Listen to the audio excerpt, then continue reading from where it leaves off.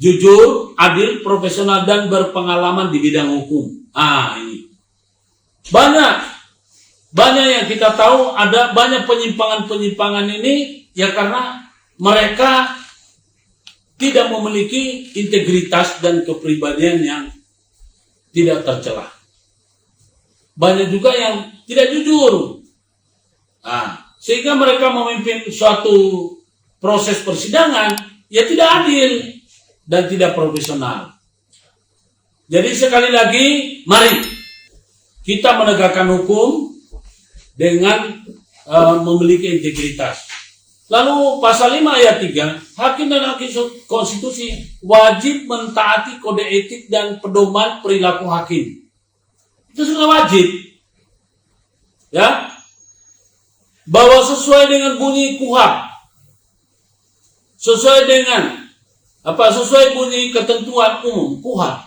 Pasal 1 angka 8, hakim adalah pejabat peradilan negara yang diberi wewenang oleh undang-undang untuk mengadili peristiwa hukum yang datang ke pengadilan. Ya, bahwa hakim, ya, ini dalam undang-undang lain, bahwa hakim adalah merupakan penyelenggara negara yang harus bebas dan bersih dari kolusi. Ini kita lihat banyak sekali hakim yang kadang-kadang tidak memperhatikan ini. Kolusi sebagaimana diatur oleh Undang-Undang Nomor 28 Tahun 1999. Itu tentang penyelenggara negara yang harus bebas bersih dari KKN.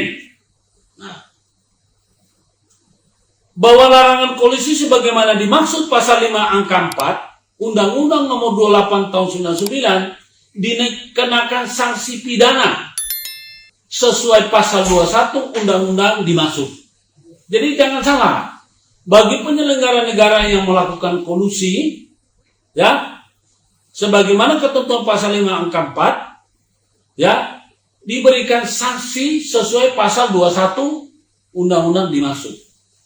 Pasal 21 itu sanksinya begini, 2 tahun, kalau nggak salah 2 tahun penjara.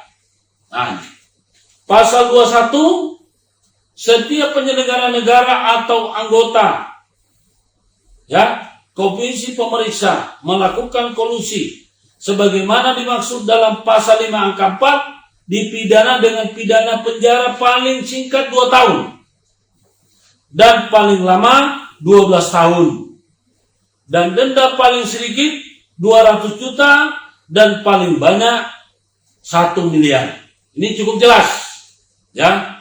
Jadi kepada teman-teman rekan aktivis, sebetulnya seluruh penyelenggara negara ini, ya, yang disebut penyelenggara negara, ya, pejabat ini penyelenggara negara meliputi pejabat negara pada lembaga tertinggi negara, pejabat negara pada lembaga tinggi negara, yang disebut dengan penyelenggara negara, menteri, gubernur, bupati, gubernur, hakim, pejabat negara lain sesuai dengan ketentuan peraturan perundang-undangan yang berlaku, dan pejabat lainnya yang memiliki fungsi strategis dalam kaitannya dengan penyelenggaraan negara sesuai dengan ketentuan peraturan perundang-undangan yang berlaku. Nah, apa sih kewajiban daripada penyelenggara negara ini? Asas umum penyelenggara negara sebagaimana bunyi pasal 3 adalah asas kepastian hukum. Jadi sebetulnya penegak hukum itu wajib memberikan kepastian hukum pada masyarakat. Asas tertib penyelenggara negara, asas kepentingan umum, asas keterbukaan, asas proporsionalitas, asas profesionalitas, dan asas akuntabilitas. Ini cukup jelas.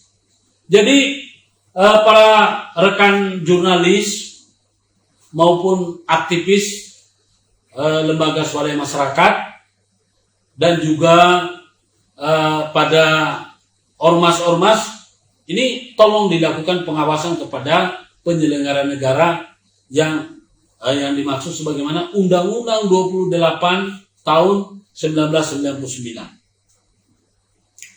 Kemudian, pedoman teknis administrasi dan teknis peradilan pidana umum dan pidana khusus itu dibuat dalam buku 2 edisi tahun 2027 Mahkamah Agung. Ini yang berbunyi Keputusan Ketua Mahkamah Agung Republik Indonesia tentang pedoman teknis administrasi dan teknik peradilan pidana umum dan pidana khusus, ya. Itu namanya surat nomor KMA _032 _SK _4 Romawi tahun 2007. Jadi tentang pemberlakuan buku 2 pedoman pelaksanaan tugas dan administrasi pengadilan. Jadi pengadilan itu ketika jadi perkara ketika masuk, ya ini kan pedoman, menurut pedoman ini oleh JPU akan menyetorkan perkara untuk meregistrasi melalui Panitera Muda Pidana. Lalu Panitera Muda Pidana akan membukukan, meregistrasi lalu menyerahkan kepada ketua pengadilan. Ya. Jadi ketua pengadilan dapat mendelegasikan pembagian perkara kepada wakil ketuanya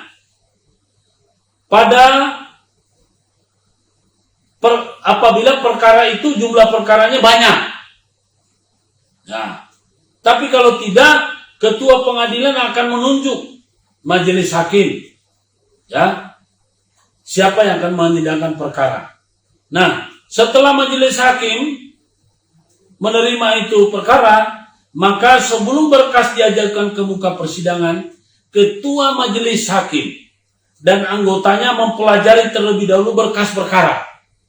Yang kita sering lihat, perkara sebetulnya tidak berkesesuaian dengan delik, tapi tetap jalan. Artinya pedoman teknis administrasi dari yang memilih SKN ini, surat keputusan Mahkamah Agung, Ketua Mahkamah Agung ini yang nomor 32 sepertinya tidak terlalu diamalkan. Ya, itu tadi. Sebelum berkas diajukan ke muka persidangan, terlebih dahulu ketua majelis dan anggotanya mempelajari berkas perkara. Ya. Lalu sebelum berkas diajukan ke muka persidangan, ketua majelis dan anggota mempelajari terlebih dahulu tentang mempelajari berkas perkara untuk mengetahui apakah surat dakwaan telah memenuhi syarat formil maupun material. Nah, jadi kalau berdasarkan surat ini, syarat formil yang pertama itu hanyalah menyangkut identitas, ya, identitas dari terdakwa, nama, tempat lahir, umur dan tanggal lahir, tempat tinggal, pekerjaan terdakwa, jenis kelamin, kebangsaan dan agama. Sedangkan syarat material, waktu dan tempat tindak pidana dilakukan. Waktunya kapan, namanya tempus delicti dan locus delicti. Ya.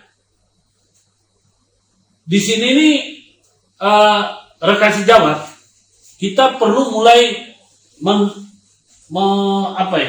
memperhatikan, karena kadang-kadang kita juga lengah, ya, lengah sekali terhadap administrasi. Kemudian kita bicara masalah material. Jadi teman-teman ini harus ketat terhadap material. Selain daripada waktu dan tempat, ya, perbuatan yang didakwakan harus jelas dirumuskan unsur-unsurnya. Ya, hal-hal yang menyertai perbuatan pidana itu yang dapat menimbulkan masalah, yang memberatkan dan meringankan. Sedangkan hakim ini harus jujur dan adil.